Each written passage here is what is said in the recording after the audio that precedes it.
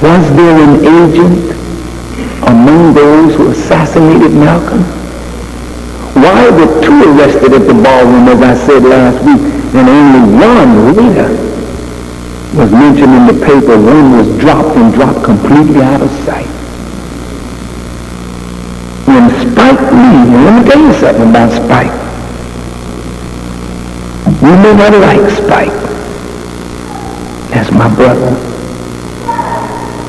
I love him. I think I understand him.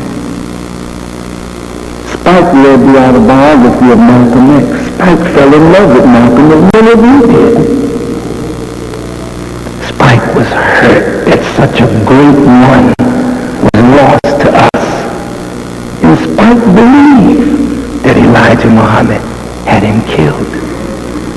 And he makes a hint ever so slightly in his book, The Making of the Movie Malcolm X. He makes a hint that in his heart he wanted to get even with Elijah Muhammad and the Nation of Islam. So when Spike and I talked, and my son-in-law asked Spike, have you ever read the Holy Quran? Didn't you ask him that, Brother Leonard? What did he say? He said he had never read this book. So we asked him, on what basis are you going to judge the domestic life of Elijah Muhammad if you don't read and understand the book out of which he acted? Do you think that Malcolm X gave up Elijah Muhammad because of some sex thing? Do you really think it's that shallow? How could he? How many wives did Prophet Muhammad have, Brother Baghdadi? Some people say 9, some people say 11. Now, when Malcolm was slandering young Elijah Muhammad, talking about teenage secretaries, didn't the Prophet take a wife who was a pre-teenager?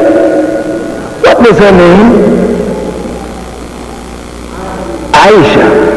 When he married her, how old was she? She was 11 years old. But he did not have conjugal relations with her until what year? They say 14. Well, Malcolm! How you going to leave Elijah, who had wives, some of them young women? And that man took you up out of the mud and cleaned you up. You didn't know nothing about no Prophet Muhammad. Prophet Muhammad didn't come and get you out of jail.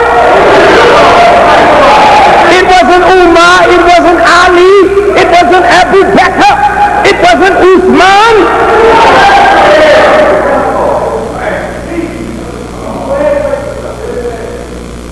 How you going to say you're going to dump a man that cleaned you up and then go follow the prophet that had 11 wives and one of his was a pre-teenager? Does that make sense? Come on. You know anything about Malcolm? You ever read his words, studied his teaching, or what he taught from the Honorable Elijah Muhammad? Do you think Malcolm could go to Mecca and be bamboozled? Hoodwinked? I've been to Mecca many times. I ate food out of a bowl with white people, brown people, red people, yellow people. I drank water with black, brown, red, yellow, and white in Mecca. That didn't change me and make me think that there's no racism in Islam. I'm not no fool. Can nobody fool me? I know what I'm looking at. Why in the hell is Africa so backward? Why won't the Saudis back Africa, back to Somalia? There's something in Somalia. Why didn't the Saudis send money there to feed them? Why you don't back the Muslims in Bosnia? Got some problems. You're not going to fool me that there is no color in Islam. You tell that to some other person. You don't tell that to me.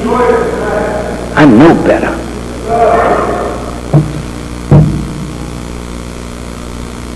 Why are Muslim Arabs in the black community selling pig to my people?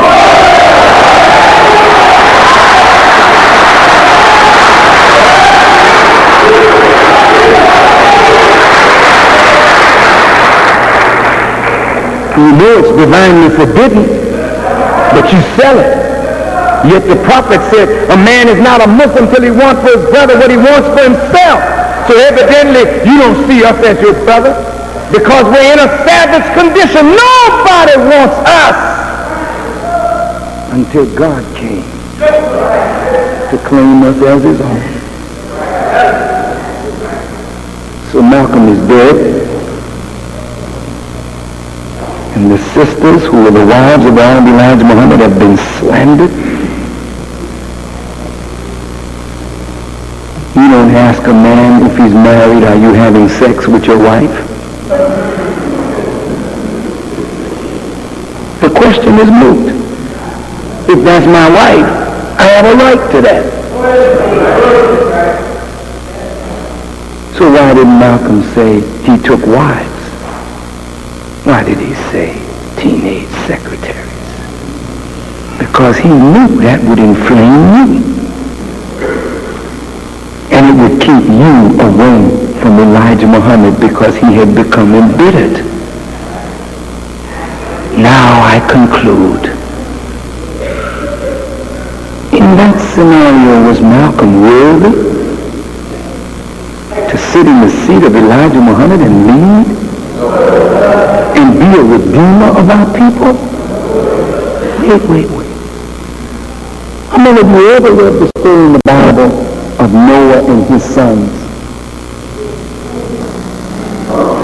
Did you know that Noah had 3 sons? Noah got all of them out of the flood. They landed on Mount Ararat, you remember? According to the Bible. He sent a raven out. The raven didn't come back. He sent a dove out. The dove came back. He came outside of the ark. According to the Bible, he got drunk and was naked laying in the sand. 2 sons refused to look on his nakedness and covered him. And another son called Ham looked down at his nakedness and mocked the man who got him out of the flood. And Noah cursed him. And God upheld the curse according to the Bible. Now you look at Elijah Muhammad. Did he get Malcolm out of Malcolm's condition? If he saw the leader in that condition, what should he have done? Cover him. Since the leader covered him, why don't you cover the leader and wait till understanding comes? Why would you go to the enemy of both of you? He became vindictive. He was hurt and bitter. Now, let me conclude. I know it's long. Don't tell me. I've been preaching all day. You know how I know Malcolm's shoes? Did you know that before Spike made the movie, that this brother was trying to make the movie Malcolm X? You didn't know that, did you? I never told you that. Brother Akbar knows. Were you with me when I went overseas? Thank you. Come out here, Brother Akbar, since you've been with me a long time.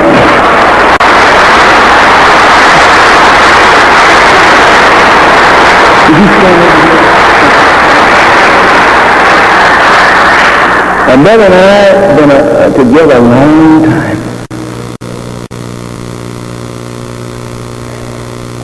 When Godfrey Cambridge died, Buck Peters called my wife, and I was on my way to California in an automobile, and I happened to stop in New Mexico. And I called my wife, and she told me to call Brock Peters because Godfrey Cambridge, the comedian, had died, and they wanted me to speak at his funeral. I spoke at Godfrey Cambridge's funeral, and at the funeral was Maya Angelou, James Baldwin, Cicely Tyson. All Hollywood was there. And when it was over, we went back to Brock's house, and I was sitting with Maya Angelou and James Baldwin. And I told James Baldwin, I would like to do a movie on the life of Malcolm. I think it would be the greatest help to bring people from the street to Islam. James Baldwin said, I wrote the first script. He said, I don't know nobody that could do it better than you. He said, I'll send you the script. This was December. I said, you know, Jimmy, I'll be in Egypt in February. And he was living in southern France then. And he was to meet me in Egypt, and we were to go over the script before I went into the Middle East to get money to do the film. As Allah is my witness, he sent me the script. I read it. And when I saw Malcolm in bed with the white woman, I said, oh no. I said, I can't play that part. We got to fix this up.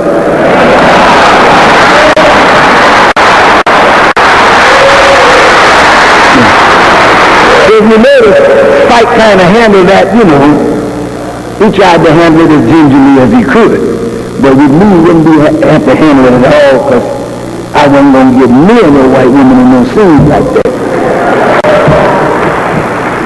Because images mean a lot. Brother Akbar was with me. We were in Uganda with Idi Amin. Idi Amin called Muammar Gaddafi and told Gaddafi, I got a brother here that you have to meet. And they flew me from Egypt to Uganda and from Uganda back to Libya on Idi Amin's plane. And we missed Gaddafi, and so he had me meet with his people. And when I told his people what I had in mind about a movie, they mocked me and kind of laughed, and I had to kind of beat them up a little bit. Nothing happening. I went to Mecca and sat with the scholars in Mecca about making a movie about Malcolm X's life. And the scholars looked at me and said, it is against our tradition. All images is of the devil. And this is what our fathers gave us. I said, and what if your father was a fool? Would you follow him? Did I jump on him, brother? I beat the hell out of him, man. Because it sounded silly to me. So I came back to America. There was no movie. And I met my brother and I stood up to rebuild the work of the Honorable Elijah Muhammad. Now the movie is made. But what was Warner Brothers' motive? Do you mean the Jewish people who run Warner Brothers would put $30 million behind a so-called anti-Semite?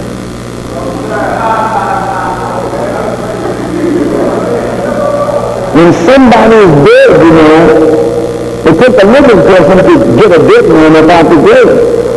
Even though many of us love Malcolm, you don't have the power to raise him from the dead, but white folks do. And for the last 6 years, they've been raising Malcolm in periodicals and writings that you ain't got nothing to do with. This is white folks orchestrating this. Why? Because 6 years ago, or more. Jesse Jackson stood up to become president. 6 years ago, Louis Farrakhan burst on the international scene. 6 years ago, they started battling Louis Farrakhan. And every Negro that they battled, they made him bookman. But Louis Farrakhan is the only one so far. He bent his knee. He fought back.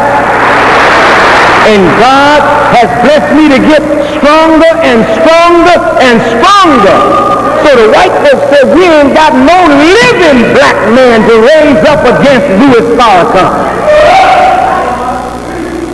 They tried it with Jesse, and it didn't work. They couldn't try it with Ben Hook and others because they have no standing in the black community among the little people. So the only way they could get Farrakhan, they had to raise a dead man with the purpose of using a dead man against a living black man that they have no power over. I want you to listen, brother. This is their motive. They cleaned up Malcolm. They never mentioned that Malcolm was an anti-Semite. Why? They don't give a damn about Malcolm. They wanted to use Malcolm against Elijah Muhammad and bust Elijah Muhammad down as the foundation upon which I stand. But their plan was even more diabolical than that. They said, we're going to raise Malcolm. And Spike, born to make this film, but trying to get in. Little vindictiveness. He makes a movie. Denzel was brilliant. I don't think they could have got a better Malcolm. They searched the world over. Denzel did that job. Even the brother that they cast to be Elijah Muhammad, though I don't like his script, he did a good job. And even though there were negative things in the movie, and yes, you know, the intent was evil, but I'm telling you, brothers and sisters, that movie will do a lot more good than any harm than it could do. It's what we do with what is generated from the film. Now look at this. 2 weeks after the movie came out, CBS comes out with a documentary, The Real Truth on Malcolm. The movie comes out and cuts in it, puts in the column, Louis Farrakhan, the arch enemy of Malcolm X. Now what they're trying to do is draw me and the nation into the controversy. Because if we jump into the controversy, then the movie would take off. And they didn't think they could build Malcolm up and dog the Honorable Elijah Muhammad and we would be quiet. They just knew we were going to jump into the fray. And they were counting on that because what they really wanted to say was that Louis Farrakhan had something to do with Malcolm's assassination. They had it all fixed up. Since I was the man that came and took Malcolm's place in New York, came to live in the home that was Malcolm's, and had the position that once was Malcolm's, they could make a case, they thought, saying that Farrakhan was envious, turned Malcolm in to get Malcolm's spot, had Malcolm bumped off. And the agents that are working among the gangs, they would be down among you. That's why it was so important to get the youth to the movie. Because they know our youth got vengeance in them. And if you niggas kill Malcolm, man, we ought to take vengeance on them cats.